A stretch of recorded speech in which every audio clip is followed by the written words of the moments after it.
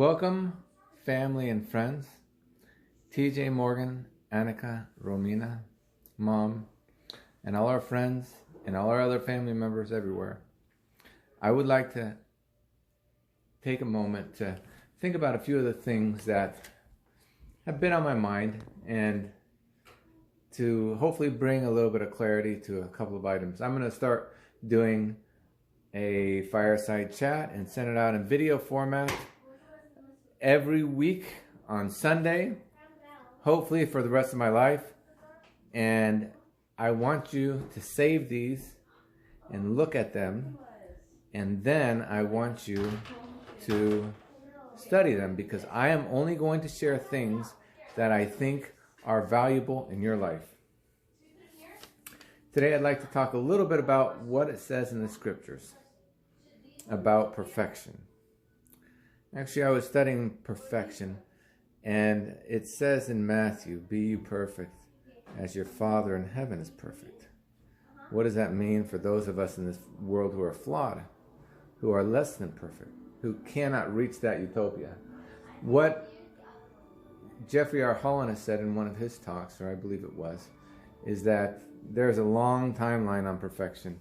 I think it's a little bit different than that. I think as I was studying, the actual word perfect is a translation, of course, of a Hebrew word, which means whole and sound. So perfection is not possible in this life. And I don't want anyone to think that you should look for anything perfect. Perfection is impossible. And I don't want you to look to be perfect or to expect perfection from anyone around you. I want you to expect people to be, instead of striving for perfection, I want you to strive to be good. Goodness is possible. Perfection is not. In fact, somebody who would want you to look for perfection in everything, and it's not God. God does not want you to look for perfection of everything. The other side does, the adversary does. And let me tell you why. So much evil in this world has started with people trying to be perfect. I think some of the tenets of communism are setting up the perfect society, or the perfect society. And I think of what they term right now equity. Equity is something which is impossible. It is unattainable, and we do not even want it if we had to. Equity is the equivalent of the modern day perfection or the communist society. So equity is something to be avoided, and just the same way perfection is. And this goes not just in your life, but also in the lives with the people who you have in your life. For example, when you one day get married, I don't want you to look for perfection in a wife or a husband. I want you to look for a good person to spend your life with. I want you to look for goodness. I don't want you to look for perfection. In fact, if you find the perfect woman or the perfect man, you should run, because there's no way they would want to be with you, and there's no way that you would want to be with them. They would drive you absolutely nuts, because you are imperfect, and it would not last for more than a day. So anyway, those are my thoughts, and I would like to think about what aspects of your life you can make good.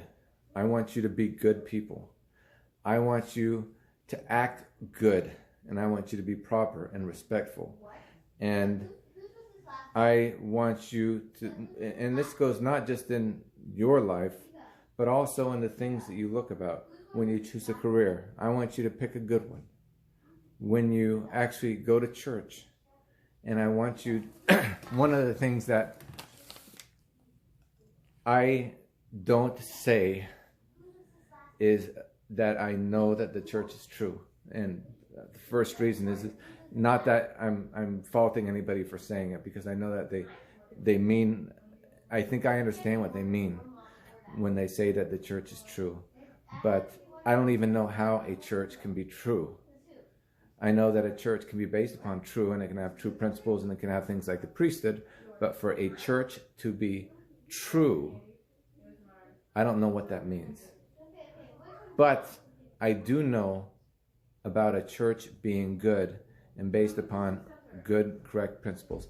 And I do know that the Book of Mormon is based upon true and correct principles.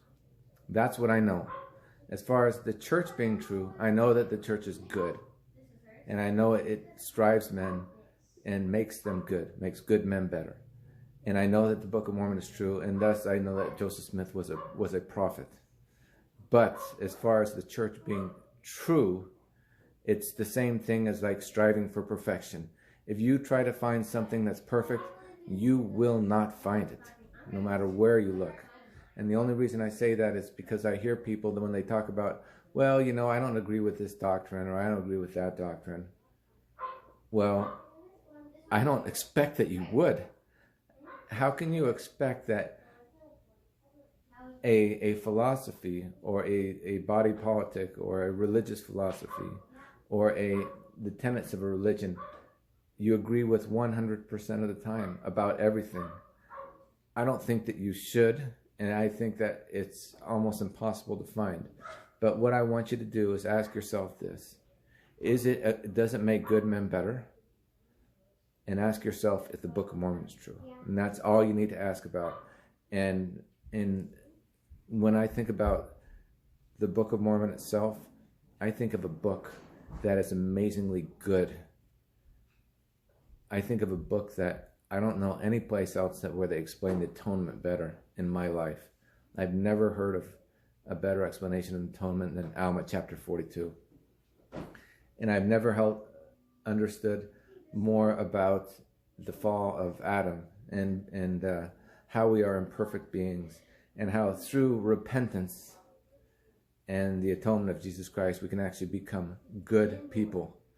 And yes, eventually we will become perfect, but I don't think it's wholesome or necessary to strive for perfection in this life. Let me take that back.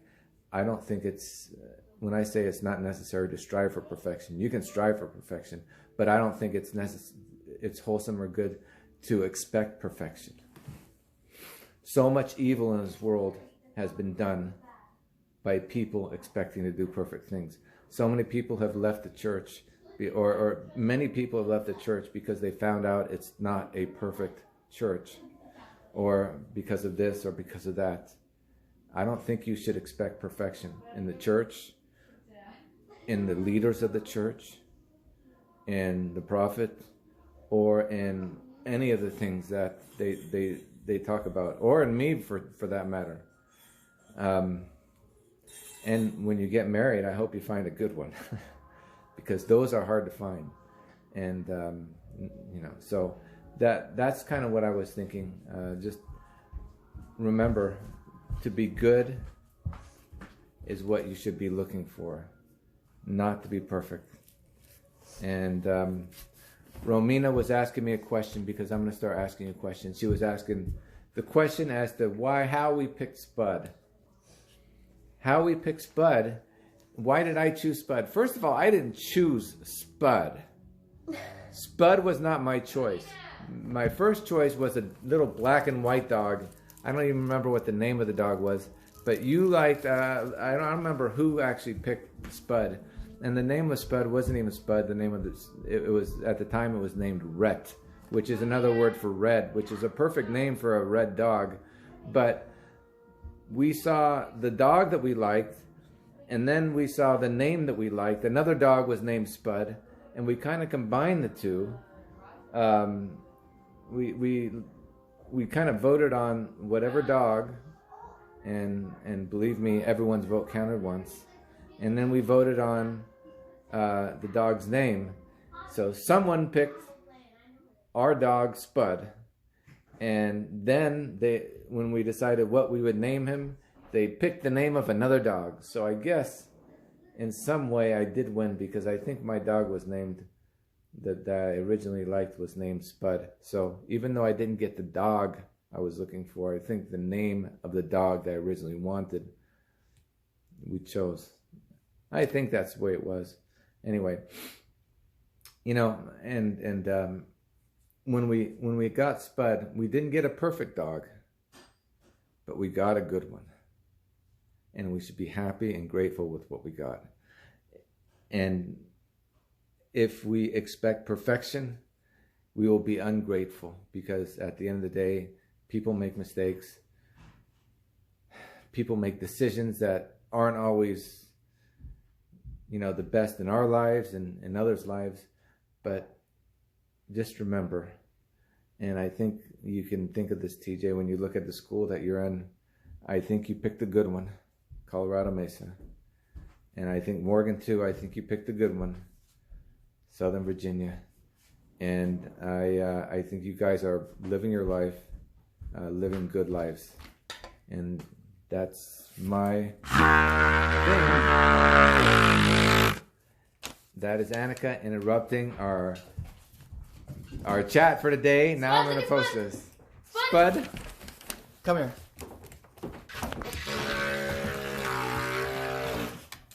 Don't let them see our decorations. Wait, I need